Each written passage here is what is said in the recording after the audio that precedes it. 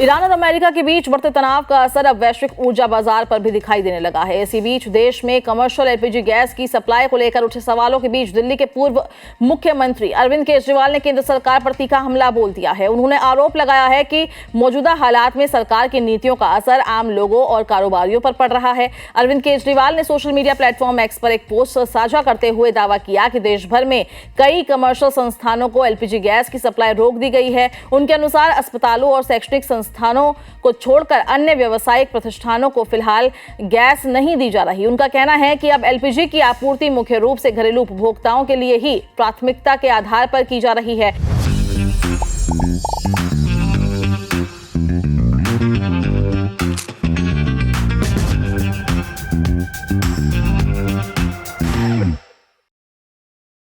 केजरीवाल ने स्थिति को लेकर चिंता भी जताई है और कहा है कि आने वाले दिनों में हालात और भी गंभीर हो सकते हैं। उनके मुताबिक वैश्विक स्तर पर जारी भू राजनीतिक तनाव के कारण गैस और तेल की आपूर्ति पर असर पड़ सकता है, जिससे ऊर्जा संकट और गहरा सकता है। अपने पोस्ट में उन्होंने प्रधानमंत्री नरेंद्र मोदी पर भी तंज कसा है। केजरीवाल ने आरोप लगाया है कि अंतर्राष्ट्रीय दबाव के कारण सरकार को कुछ फैसले लेने पड़ रहे हैं।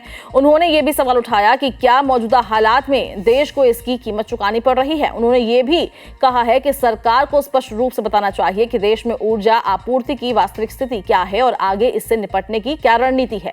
हालांकि इस पूरे मुद्दे पर पेट्रोलियम और प्राकृतिक गैस मंत्रालय ने भी अपनी स्थिति स्पष्ट की है। मंत्रालय की ओर से जारी बयान में कहा गया है कि अंतर्राष्ट्रीय परिस्थितियों और सप्लाई चेन में आई बाधाओं को देखते हुए कुछ अस्थायी कदम उठाए गए हैं। मंत्रालय ने यह भी बताया है कि तेल रिफाइनरियों को निर्देश दिया गया है कि वे एलपीजी का उत्पादन बढ़ाएं ताकि घरेलू उपभोक्ताओं की जरूरतों को प्राथमिकता के साथ पूरा किया जा सके।